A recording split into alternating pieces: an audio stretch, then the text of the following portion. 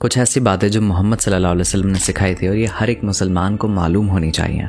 आप सल्लल्लाहु अलैहि वसल्लम हमेशा कहा करते थे कि अल्लाह ने तुम्हारे लिए इस दुनिया को तुम्हें आजमाने के लिए बनाया है, तुम्हारी खुशी के लिए या तुम्हें सुकून देने के लिए नहीं। तो इस दुनिया में मेहनत करना तो अच्छी बात है, मगर मुकम्मल सुकून हासिल करना, खुशी हासिल करना, इसका कोई मतलब नहीं है, क्योंकि आपको कभी इस दुनिया में मिलने नहीं वाली। ये ऐसा ही है जैसे एक घास के ढेर में कोई इंसान सुई ढूंढता है। ये इसलिए कि अल्लाह ने इस दुनिया को खुशी के लिए बनाया ही नहीं, मगर आजमाइश के लिए बनाया है।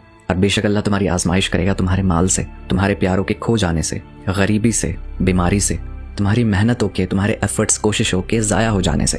और अगर इन्हीं सब के बीच में हम अल्लाह सुब्हानहू तआला से नाउमीद हो जाएं तो हमारी मदद करने वाला और कोई भी नहीं होगा। उम्मीद बनाए रखना बेशक आसान नहीं है, मगर इससे भी ज़्यादा खौफनाक ये है कि अल्लाह सुब्हानहू तआला आपका साथ छोड़ दे सिर्फ इसलिए कि पहले आप अल्लाह से नाउमीद हो गए थे।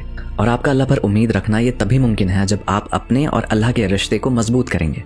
कि अल्लाह फरमाता है, मैं अपने बंदे के लिए बिल्कुल वैसा ही हूँ जैसी वो मुझसे उम्मीद रखता है, और अगर मेरा बंदा मुझे याद करता है तो मैं उसके साथ होता हूँ।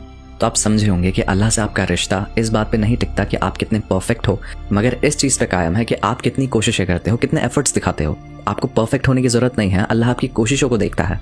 क्योंकि मोहम्मद सल्लल्लाहु अलैहि वसल्लम एक और हदीस में फरमाते हैं, आदम की औलाद में से यानी हम इंसानों में से हर एक गुनाह करता है, मगर सबसे बेहतर गुनहगार वो शख्स है जो अल्लाह से तौबा करे, अपने गुनाहों की माफ़ी मांगे। तो अल्लाह पहले ही जानता है कि हम सब गुनाह करेंगे, क्योंकि अल्लाह ने हमें गुनाह करने वाला बनाया है। और इसलिए अल्लाह खुद हमसे कहता है कि हम तौबा करते रहें, क्योंकि तौबा करने से हम अल्लाह से जुड़े हुए रहते हैं।